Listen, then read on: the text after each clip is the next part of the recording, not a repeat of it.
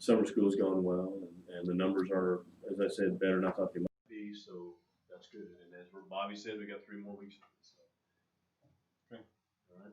Any other questions on summer school? Move on to the budget.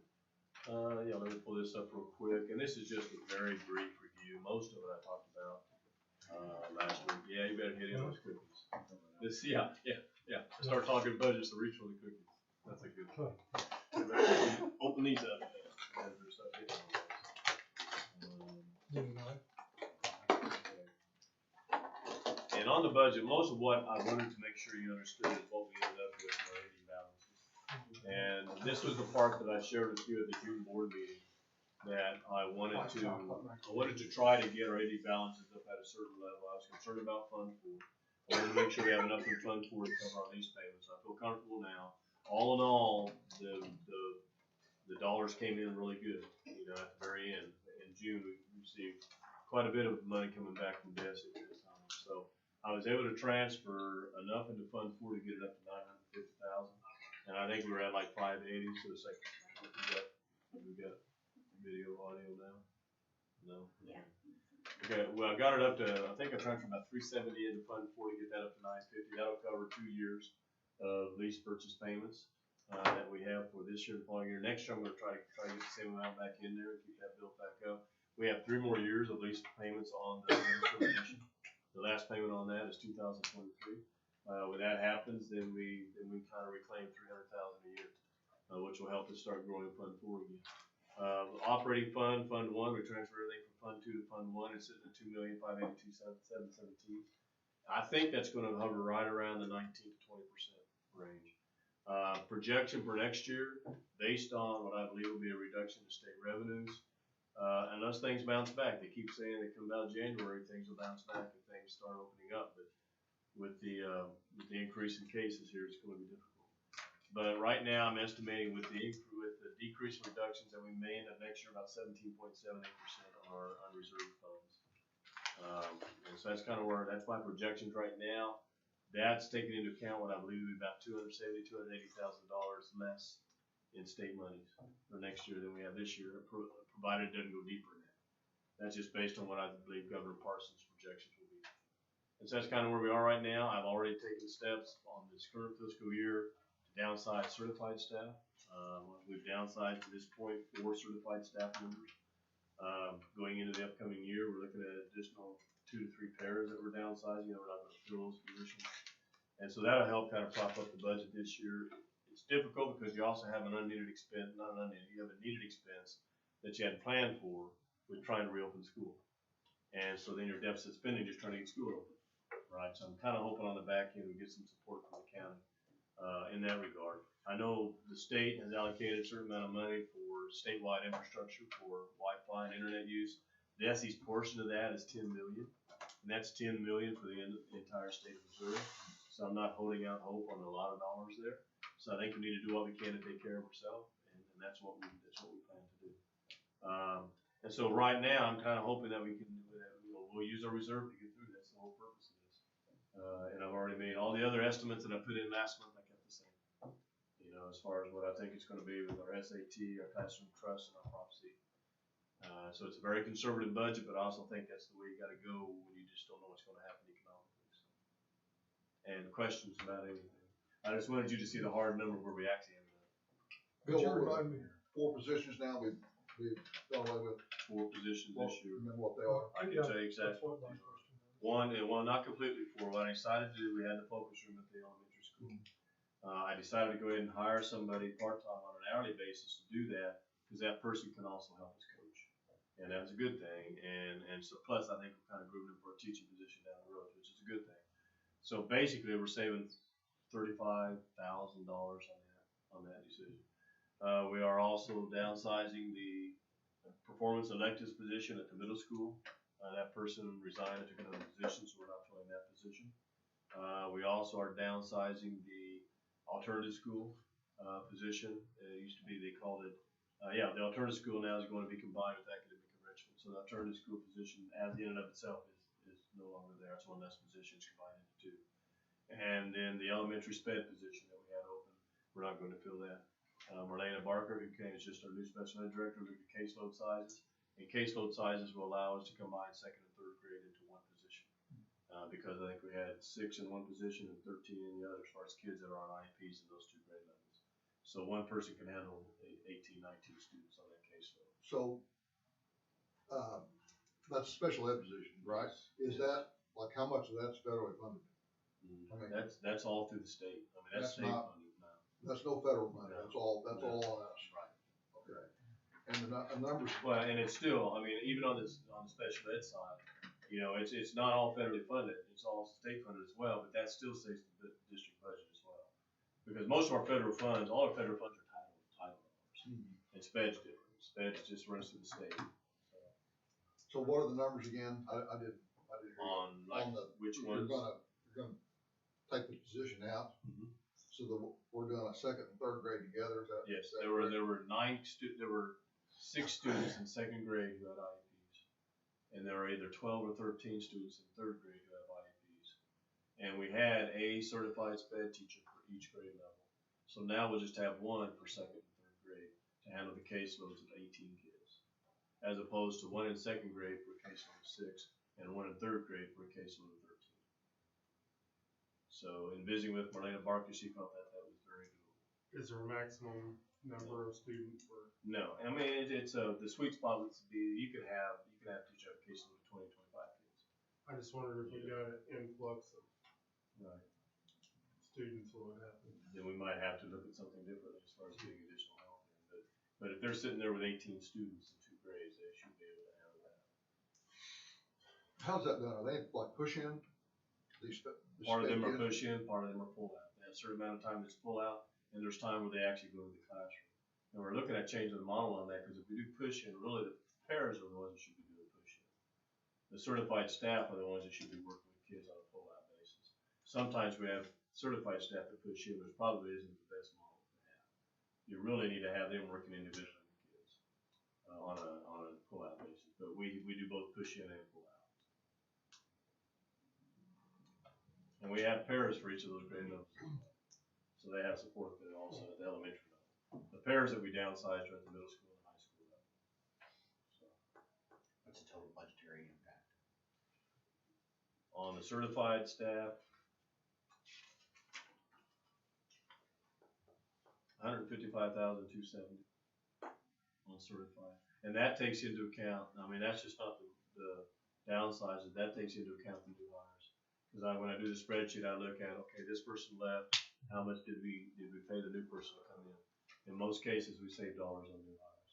So we look at all the new hires, positions open, the people we hired, plus the downsizing, it's 155,270. We're looking at another 2 or 3 pairs, it's about another 30,000.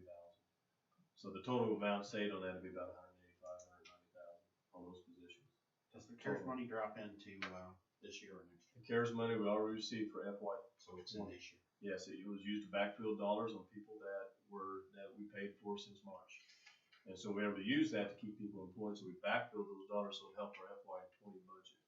And then we also used to backfill food service staff as well, because we had food service staff that continued to get paid, and the summer meal program that we did on the Give and Go, or the pickup, whatever you want to call it, it just subsidized the people that were working there. And we did receive no more federal dollars because we had no more meal reimbursements, because we weren't serving any more breakfasts and lunches. So we backfilled that to cover that loss. And so the CARES money, we still have, I think, $13,000 left of that, but most of that was to backfill salaries for people who remain employed. Or will we get the other 25% next year? We already got the 20, we got 100% We got of it, it all. already got it, because we have no private schools in our school district. So I requested that back in June 15th, they said, you can request it now if you want it, and I wanted it prior fiscal year to bump up our reserve balance at this year. The bottom line is, it's as broad as it is long, because we got that, we backfilled dollars, and then we lost about 300-some thousand in state reduction. So, yeah, for last year and next year. Last year. Yeah, so it's like the dollars we got from the feds are gone because the state reduced us. You know, so in the end, that's why I try to tell the county commissioners it's a wash. You know, because I know they want to say, well, you already got your CARES money. Well, yeah, we did that, but we also got $350,000 in reduction from the state.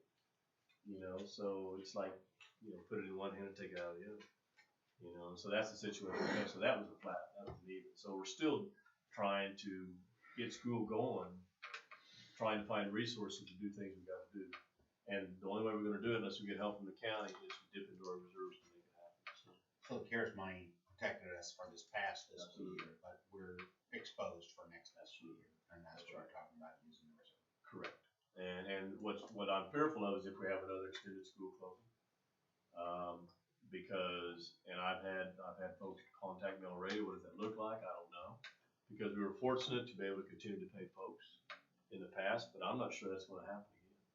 You know, I mean, cause we did that, unless there's money continuing to come from DESI, I don't know how we can afford to do that. And so, you know, I think we need to do what we can locally to make the decision. If I had a crystal ball, I just think that our governor is gonna do everything he can to keep from doing a statewide school closure again. And he was hesitant to do it the first time, you know. I think it's gonna come down to a local decision. I think every local school district has to make the decision about what they wanna do with school and how they wanna handle it. And the problem with that is that if we have kids start getting sick and our attendance goes down, then we have to take a serious look about, is it worthwhile continuing to have school, because we're losing money, you know, from that standpoint, you know. So all these factors kind of enter into it. But as far as the CARES money, don't rely on that, because that money's already gone, you know. So have we looked at what our attendance figures need to be? Do we have that plan in place now so that we know when we hit 74%? Yeah, I'm following what the rule of thumb has been in the past, and the rule, we've never had to do it. And I've talked to other students who have had to do it. And they say basically, you get up to the high 70s, mid 70s, you might want to start looking at whether or not you're going to continue to have school until you start getting bodies back in. You know, until you start getting people healthy again. When you start getting to high 70s, mid 70s, it starts having a profound financial impact on dollars coming in. And that also enters into how many days you have in your calendar and everything else, you know, it all enters into the same thing. One thing that DESI has made clear, and this is what is a challenge, is that unlike the first school closing, they were fine with, okay, let's do what we can to continue education. If you can do virtual, do virtual. At least if you can do learning packets, do learning packets. That's great, and we did that. Because that was the capacity that we had.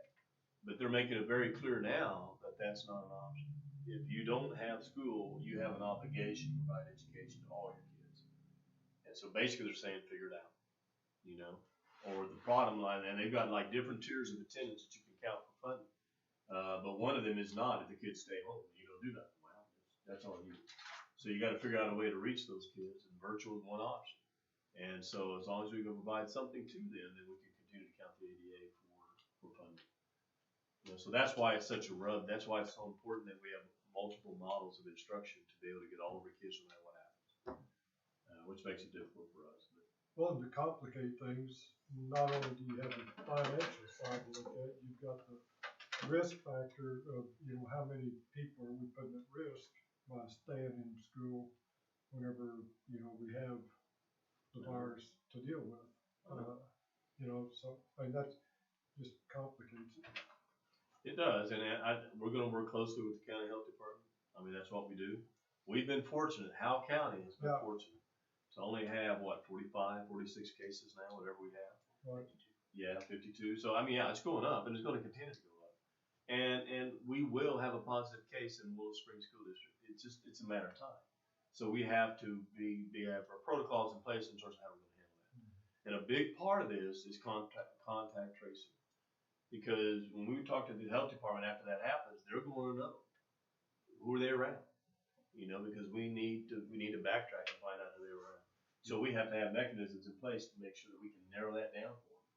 Do we follow the Howe County Health Department or the CDC, or are they all one and the same? No, I mean, they're all, yeah, CDC, I mean, it just really depends. Some are more stringent than others. Or we're gonna follow Howe County Health Department. Whenever we have a question about how to handle this or that, we're gonna call Chris Gillum and say, what do you want us to do? Because we will take our marching orders from them. I mean, that's just the way it works. And you know, he's pretty good to work with. He'll give you some pretty straight advice. If he thinks you're not doing the right thing, he'll tell you. You know, but as I said, you know, 52 in our county is not bad compared to others. So you have to take that into account too. You know, if we were in a county that had over 1,000, then you're like in a hotbed, you know, so that kind of has a lot to do with what you decide to do. But I think with us, we can be a little more conservative about it and do the best we can, just to make sure they're still safe and healthy and all that. But, you know, if we have a absentee rate of 10% that's caused by you know, the virus being present, then that, just makes a tougher decision. Well, yeah, that 10%'s a whole lot more important than it would be otherwise. Right, as if it was just Correct. cold or flu. If we had 10 positive cases, that would be difficult to kind of get around. You know, what would we do? I mean, you still gotta do other contact tracing. You may shut school down for a day or two to sanitize everything. Mhm. But you gotta be able to track those kids. And we have to create procedures in school to make that happen. For instance, assigned seating on buses. Yeah. You know, and that way we know who that kid is sitting next to on the bus. You know, teacher's gonna have to be really on top of who that kid is around in school that day, in classroom. You know, and we're just gonna have to really be cognizant of everything that's going on around us in the event that we have to provide information to the health department, because they're gonna ask for it. That's tough. They're gonna get overwhelmed when Oh, yeah. the schools start getting a few cases in, they're gonna get overwhelmed with the contract. And I tell you another Yeah, issue, they're finding out. well, another issue that's going on right now. Well, another issue going on right now, this whole issue of HIPAA versus FERPA. You know, because we have Federal Education Right to Privacy Act. We can't share anything of an academic record. They follow HIPAA. So they can't share everything of a health situation. So in theory, if they have a positive, they can't tell us who it is. You know, it may be one of our kids and they can't say who it is, which makes it very difficult for contact tracing, you know, if you don't know who it is. So they're developing documents already to merge the two, to create a partnership between our health department and our school district to where we can share information back and forth without violating. Who's creating these documents? School districts have worked with their local county health departments to do that. I haven't done so yet with Howell County. I know Okay. Lori Wilson over at West Plains is looking at the same document to try to develop a mutual document that we can use between school districts and Howell County. So this is not something that's coming from DESE or No. something like that? Okay. This is something that health agencies and school districts are trying to figure out. Because they gotta be able to, we gotta share information back and forth. They can't say we got a positive, we can't tell you who. I mean, that makes no sense. Will quarantine and response and all that just be on positive cases, or will it be on symptoms? or- Right now, if you have a fever, the way our summer school protocols are, and I envision doing our same for school, is if you have an elevated fever, then you're out 72 hours. Okay, you're not out 14 days. But no contact, no issues, you know? like Yeah, that. well, they should be home, get rid of the fever. I mean, as far as who they've been in contact with, that only No, happens. that only when happens positive when there's a test. positive. Yeah, once they get a positive, they'll call and say, okay, we need to find out who they were in contact with. Once you get a positive, then you have 14 days to prove it. Or once you get if you get tested and you haven't got the results back, it's 14 days, or until you get the results back. You know, so in those situations, you're in quarantine. But if you just have an elevated temperature, I mean, it used to be 24 hours. We increased that to 72 hours. We used to say 24 hours without a temperature, without any fever-aided medicine. Now we're saying 72 hours. You know, so if you get sent home with a fever, you're not coming back for at least 72 So say a positive test, are we looking at quarantine contacts from there?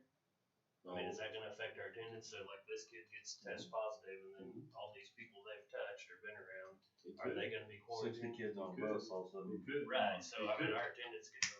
Oh, one it case could after light up pretty quick, without a doubt.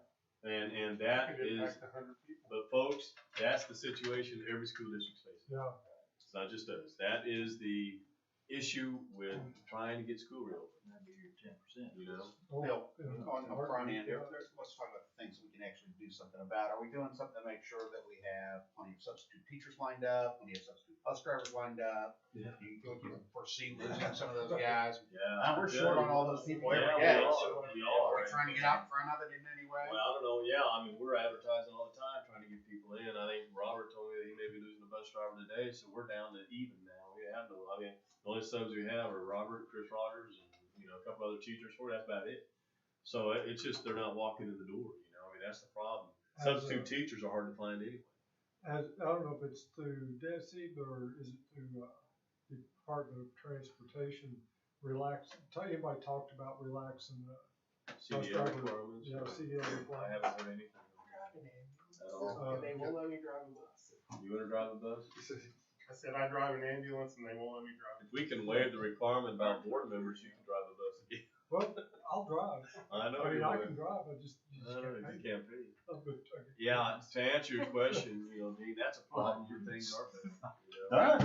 So it's We're difficult. just saying it's a problem. Here's No, I something mean, getting better. We're gonna do something. We continue to advertise for folks, but, if they don't want a substitute teaching job, there's not a whole lot we can do. If they don't wanna drive a bus, there's not a lot we can do. And I think when it comes to driving a bus, it takes a certain person to do it, not necessarily a certain person in terms of quality. I'm talking a certain person who has the time to be able to do it. Yeah. Because it's in the morning, it's in the afternoon, you know, so they gotta have, it can't be their real job, it can't be their primary job. They're doing it for other reasons, all right? They're retired, they wanna continue to make a little bit of money, something like that. But if they've got a job during the day, it's pretty tough to do that, because they can't drive in the morning, they come back and drive at 3 o'clock. So it takes a certain person to want to do that, and we advertise all the time, we just can't. Robert was skipping the other day, cause he had 2 people came in and applied for a job, and they both wanted to drive. And we put one as a para and a bus driver, worked out great. The other was just gonna drive a bus, and then he finds out he's losing one today. So now he's back to even, you know, because he had an opening, now he's back to even. So it's just very difficult. I think we'll continue to advertise, get people in, you know, and that's all we can do. But you're right, that's another issue, because if we have teachers that go out, we gotta have a way to get a sub in the door and help. And a lot of subs may not, that normally sub, may not They won't really do it. want to come in and sub. They may not wanna do it. That's, That's exactly right. I mean, they're like, I'm gonna shy away from that one this year. yeah, you know, there's some, I don't, that would even help us, but there's some districts that, go through PenMac now for their. We looked at that. We looked at that 2 years ago, and we did the cost. We had a whole committee, had all the principals here, and secretaries were here, and they made a pitch, and we looked at it. And for the cost involved, because it's like 30% above what you normally charge for a sub. So when you did the numbers, how many subs we had extra on that, the cost for us was huge in terms of what we were paying for subs. So we pay a lot for subs the way it is. I'm sure it would cost more, but you know, it may have to be something Well, this year. get We're talking access. about short on subs, we have to look at it anyhow. But the cost at that time was like 30,000 to 40,000. I mean, it's pretty expensive. Sure. But I mean, you're right. I mean, that might be an option just to be able to get some people in the door. What are we paying subs now? 70, isn't that right? 70, I think. Is there any way to just entice the sub by transferring that cost, you know, instead of paying PenMac, just raise the pay for Yeah, a sub? Sure. I mean, we can look at doing that, raising I mean, usually what I do is we compare with other districts and see where we are with them, and most of them, I think 70 might be on the low end. I think there might be some that are paying 80 or 90, but, and we can do that. I don't know. I'm not sure it's gonna get any more subs in the door. but, you know. What's the hour requirement for a sub be able You to have sub? 60 hours, don't you? 60 hours of college. Could that be 60 hours of anything or just 60 hours of Just 60 I mean, Yeah, of education, I'm Just getting at, 60 or- hours. No, you don't have to have a degree, Ron. You don't have to have all that education. You can take just any 60 hours and do it, so. Yeah. I know that's off the topic of the budget. Well, Maybe it's all part of the same thing. Yeah. It's all part of the same thing. It's gonna affect the budget. Yeah. There's just a lot of things to talk about. Yeah, these are trying times, for Yep. sure. Alright, we'll go over our activity funds. Yes, we had, and I had a number of questions from you all over that, and so I'm gonna try to address those. You have, if you look at your student activity, in your packet, I think it's the first page. You can see all the balances that are remaining there. And originally, and I did that in the packet, it's on page 1. It says page 1, but it's the first page 1 of the budget. Looks like that. You know, when I first put this out, at this point in time, and I did, I kind of compared it with other years. And this compared to what's on this page are the negative balances were smaller, much smaller than what they have been in the past. You know, and so, I mean, I can remember, gosh, one year I think I was asking the board to write off $20,000 or $25,000 or something like that. So they were much smaller. So given that, and I had suggested why don't we just keep it as it is and see if they can pull themselves out of it. But on the other hand, I know it's small, and I'll have a big issue when I go ahead and write it off. The other issue though I want to make you aware of is that when we did the turnover from Chalkable to Software Unlimited, and they just uploaded all the numbers from Chalkable into software, not all of the conversions happened. And so we caught that one because on athletics, and I looked at that outside, well, you know, Robert did good, it's $19,000 now. And I had a long conversation with Colin, which makes perfect sense. But at the same time, the way it's supposed to work, it's always worked like this for years. The revenues generated from your gates and from your gates or any revenue you have coming in should go to pay for your officials. That's just the way it works. I will tell you, in all the years I've been doing this, it never operates in the black. It always operates in the green because you can't, or in the red, because you can't make enough money to pay all your officials and workers. You just hope you can defray the cost. So there, in my mind, there will always be a cost to the board for that, all right, to be able to cover that. And some years are better than others. If you don't have a lot of home games, you're not gonna have a little much revenue.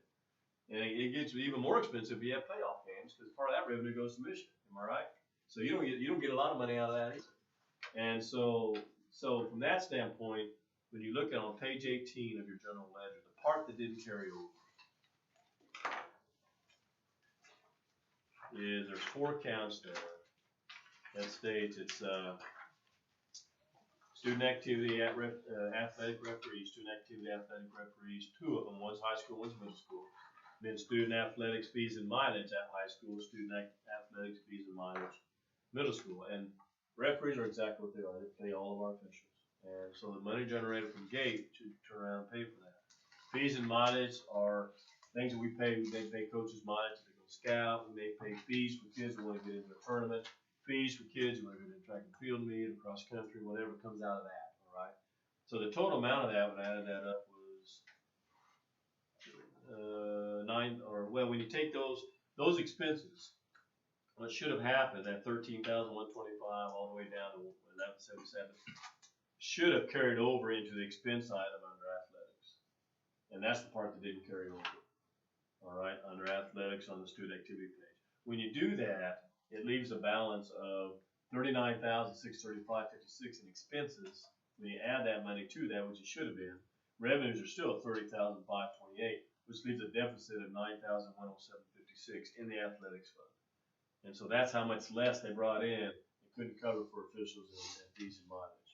And so that part, I would ask the board that we need to kind of write that off, the way we have with athletics in the past. In the past, it's been much larger than that. But I think this year, because we didn't have anything for the last 7 weeks, we had no spring sports, no spring activities, those expenses were down. You know, we didn't have to pay for starters for track or anything else, and fees for kids to go to meets and all that other kind of stuff. So I think that helped that negative balance. But with that in mind, we have that negative balance, and then the other negative balances. And really, like I said, I mean, I have no problem if we decide to absorb them all. I had a couple of questions. I met with Matt prior to this, and there you might have some questions. I know the 3D print, that's at the high school, and Matt Knapp has that 3D printer that he uses, and he produces things. He has to buy materials for it. They can sell some of it, but the cost of the material is more expensive than what he can sell stuff for. That's the type that I'm not sure we'll ever be able to zero that out, but it's a good learning activity for kids. Because kids learn how to use the 3D printer, which they wouldn't otherwise. So you have that kind of stuff. I talked to Chris Cochran about the band trip, the 2832. He's still waiting on some credits from Pepsi because they get the concession money as well. And Pepsi hasn't came to pick up their products, so they can't get the credit yet. So that'll help his balance as well. He felt, yeah, if it just stayed there, you know, we could do fundraising and work our way back out of it. He thought it would be okay. So it's really at the discretion of the board. If you want to go ahead and absorb them, I'm fine with that. I have no problem. I think the athletics we need to, because that's not going to get any better. So, and with that, I have questions. If you have any questions of me at all, I will say the junior class going into their senior year will now have $12,982.76 left because they didn't have problems this year. So, and if you look at their expenses and revenues, most of their expenses were reimbursements back to kids because they bought tickets, and so they've been having problems with reimburse the money back to them. So, Maybe they could contribute to next year's. well, I think that's certainly a possibility. They can have a humdinger of a problem Yep. next year. And who knows, fundraising stuff may be difficult. Yeah. This coming year. Right. So, Well, I think too, I mean, you can remember years where we had quite a few negative balances. Well, I think this is a product of not having school since March. There's virtually no activity since middle of March. Well, in spring too, you're paying all fees, you're not taking any money, and you're not gonna get money in spring. Yeah, that's exactly right. Yeah, that's true. So I don't know if you have any questions or anything. I think this is something that if the board feels comfortable doing the motion and on the back end, that's fine. Sure. All right. Any questions on that from anyone? Alright. Moving on to items for action. Motion being ordered to approve the FY 21 budget as presented. so moved. Do I have a second? Second. Any discussion? All in favor, aye? Aye. Opposed? Very well. We need to set a date for a tax levy hearing. Typically do that on 6/50, at 6/50 of the same day of our August board meeting. So a motion would be in order to set the hearing for August 10th at 6:50 for tax levy hearing. So moved. Is that Adam? Any discussion? All in favor, aye? Aye. Opposed? We need to set a date for July 30th at 5:30 for a special session to go over, reintroductory into, school for the plan there. Receive a motion to approve. So moved. Farrell. A second. Second. Any discussion? Does everybody know, are you available for that? Does anybody know that they have a conflict at You said 5:30? 5:30? And we'll have a light meal or something for that. All in favor, aye? Aye. Opposed? Anything else for items for action? What about are we gonna write off that? This- Are we just talking about, are we talking about more than the 9,000? Yeah, the total amount, I was getting About those confused others? on that. yeah, the total amount, I can tell you what it will be, it's the 9,000 for athletics, and if you decide to write everything off, then the total amount would be. It's 5,675.35 and what's outstanding that's in the list, and then the 9,107.56 for athletics is 14,782.91. To bring everything back to zero. 14,782.91 would bring all student activity accounts to zero, all negative accounts to Yes. zero. Correct. If they have a surplus, they keep that. where they're at.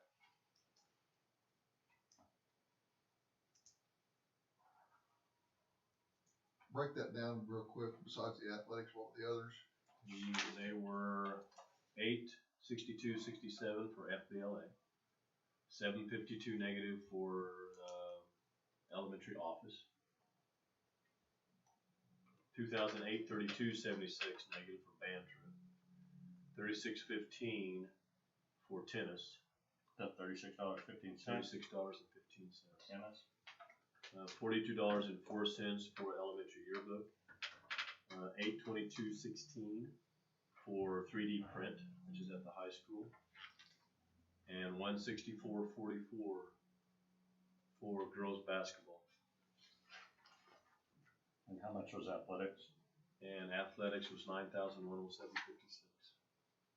And there was a middle school cheerleader And up the top, third. oh, I'm sorry, that's $162.46. Did I give you that one? Maybe I didn't. No. So middle school cheerleaders is $162.46 negative.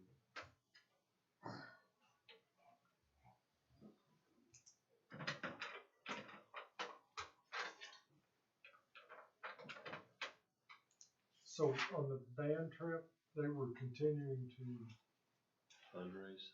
fundraise for that. And Yeah, have some okay. reimburse, some So, stuff they're returning in or and reimbursed. that'll just go on, And like Pepsi, I mean, they're good credit from right, Pepsi. but that'll just be in the, go Yeah, on that'll next just, year's, that'll just continue the to, plus column Correct. for next year. that'll be just, they'll start out at negative 283,276, and then their revenues will come in and help offset that. And provide their expenses stay down, they can stay above the red, I guess.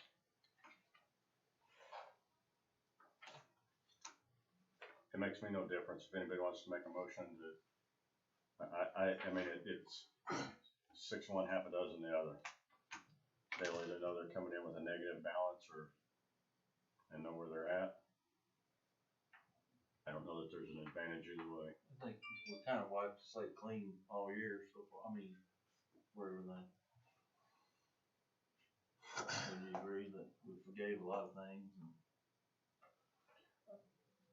In my time here, I've never seen us wipe off everything to zero. Oh, yeah. I'll say that much. All the student, usually we do that, athletics. FFA used to be a big one, it's not anymore. Band has been. Band has been, Then we had junior class one year, yeah. Yeah. but now, they were kind of instructed They've done much better. to Mm-hmm. Yeah. I mean, we wiped it out that year, but then also I think the board was very clear that we need to get that under control. And I believe. And the next year they came in the black. Well, I can see merit maybe doing that again. I mean, writing them off and then say, you know, you need to do a better job of taking care of it like they did. What about the FBLA, do you know? What that, Why they're over. yeah, I would imagine, and I know they have a lot in terms of fees for contests Right. and things like that, so I'm sure that's probably where a Yeah. lot of expenses are. I'm just assuming their fees were more than the fundraising they did. yeah. So, It's a lot of people fundraising out there. What about the middle school cheerleaders? Because all I ever hear from their parents is how much the parents are having to pay for them to be a I cheerleader. was wondering that too. It's like it's costing us a fortune. Why is it costing us a fortune? Yeah. And they've still got a negative balance. And I just think that because they don't have high school kids yet. So see, and I think, it's probably valid point, actually. And, But I think part of that though, Farrell, might be because when you see revenues, the revenues may be coming from the kids. You know what I'm saying? When you see Yeah. revenues, that may be because kids are expected to put in 50 or 60 or 75 bucks or whatever it is that goes into the revenues. And those revenues then are used to help pay, buy the uniforms, buy the shoes, buy whatever. So I can see parents saying, what's the deal? I get paid so much for cheerleading, you know? But they use that as a source of revenue unless they do a lot of fundraisers. And I haven't seen cheerleaders do a lot of fundraisers. and they may have some kids that can't afford it. If- Yeah. if Well, that's they- what I was if they- asking. I If mean, they it's- cover the cost of it. You think that's what the negative balance is? I just wondered what it would be. Well, a lot of times it is like they'll buy their own personal warm-ups or whatever, and then like Max said, you'll have some kids that won't come up with the money, and that may be why they have a negative balance, because they didn't get it reimbursed. Good enough? By, not If we're wiping doing it clean or whatever, are we gonna put kids at a disadvantage going into next year where they can't fundraise? I mean, if we're facing this throughout a further time, is that next group of kids gonna be struggling against this and not be able to overcome? Are we putting them behind the curve starting out, or Yeah, where they'll be worse next year. Well, we'll will they even be able to fundraise? it'd just be hard a to matter know. of this being added on to whatever they are deficit on in next year, you know, so. Half dozen to one, 6 to one. And I think there are some that will be able to fundraise better than others. You know, because typically a band, if they sell a product, I mean, people will buy it. You know, they will. I mean, even given the situation, they'll buy it. And it's not like they're out just soliciting cash. You know, that most times they have a sale or something, and people get something for whatever they decide to give them. Band does wonderful. They win a lot of great things. They have a lot of proud of it. Would it make everybody feel better if we zeroed all the balances out? Is that what I can make a motion for that. you wanna make a motion? I'll make a motion. To that zero. we start I think with the uncertainty of what next year may be, it might just be a good idea. You know, with the understanding, hey, you know, We don't know what's going down the pipe, so watch yeah, you know, caution sign. So Adam, you wanna make a motion to zero all student activity accounts that are negative balances to zero all of those out? Yeah, make that motion. You got that? Got a second? Second. Coach, any other discussion? All in favor, aye? Aye. Opposed? Very well. Anything else for tonight? No. Receive a motion to adjourn? So. Graves, and a second. Second. All in favor, aye? Aye. Opposed?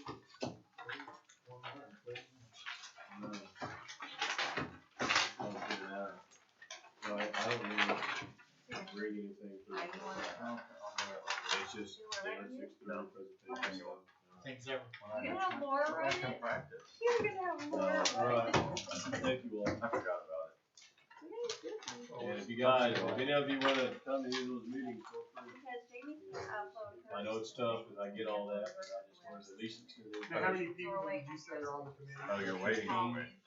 Do you have, I get 20 next like, days. health department people or just all? It's all interesting, all of our administrators, support staff, Gina's on there, Priscilla's on there, Josh Olin is on there, 3 teachers are on And there. Andy, Just everybody that's involved with any aspect of it, You got a nobody nurse- outside. Probably got a nurse involved in it.